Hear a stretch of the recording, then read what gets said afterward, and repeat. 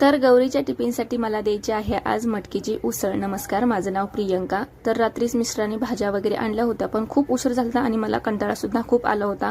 त्याच्यामुळे ना भाज्या न निवडता मी तशीच पिशवी ठेवलेली होती आणि दुसऱ्या दिवशी सकाळी ना हे सर्व मी काढून घेतलेलं आहे आणि उशीर खूपच होईल म्हणून पटकन आवरायचं होतं मला। गौरीचा टिफिन पण बनवायचा होता म्हणून मी भाज्यांची फक्त बुडके कापून घेतलेले आहे। भाज्या झटकून व्यवस्थित ठेवलेल्या आहेत आणि त्यातच मटकी सुद्धा आणली होती। तर गौरीला मटकी खूप आवडते, तर तिच्यासाठीच मला ही उसळ बनवायची होती म्हणून मटकी स्वच्छ धुवून फक्त मीठ टाकून उकळून घेतलेली आहे आणि कांदा, टोमॅटो, कढीपत्ता, जिरी, मोहरी हे सर्व टाकून ना एक फोडणी तयार केली आणि नंतर मी शिजवलेली जी मटकी होती ती टाकलेली आहे। त्याच्यामध्ये थोडंसं पाणी सुद्धा होतं, पाण्यासही टाकलेले आहे। त्याच्यामध्ये कांदा, लसूण मसाला, हळद पावडर आणि थोडासा मसाला टाकलेला आहे।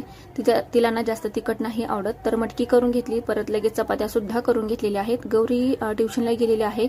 सकाळी नाश्त्याला मी तिला ना शेंगदाण्याचा लाडू दिलेला होता आणि आता मटकी चपाती बनवलेली होती। तर ती ट्युशनवरून आल्यानंतर तिला जेवायला वगैरे दिलं, तिचं आवरलं। तिच्यासाठी मी टिफिन पॅक केलेला आहे आणि तिला ना आज फ्रूटमध्ये संत्र मी दिलेलं होतं। माझे वडील आलेले आहेत गावाकडून, तर त्यांनी येताना चक्कू घेऊन आले होते।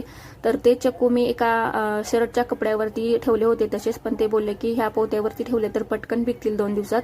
आणि हे घरच्या झाडाचे चक्कू आहेत, खूप मोठे मोठे आणि खूपच गोड आहेत। तर मी त्या कपड्यावरचे काढून ह्या पोत्यावरती टाकलेले आहेत आणि वरतून तो कपडा झाकलेला आहे। बघूया आता किती दिवसात पिकते, मी नंतरच्या व्हिडिओमध्ये शेअर करेनच। तर असा होता आजचा व्हिडिओ, कसा वाटला कमेंट करून नक्की सांगा।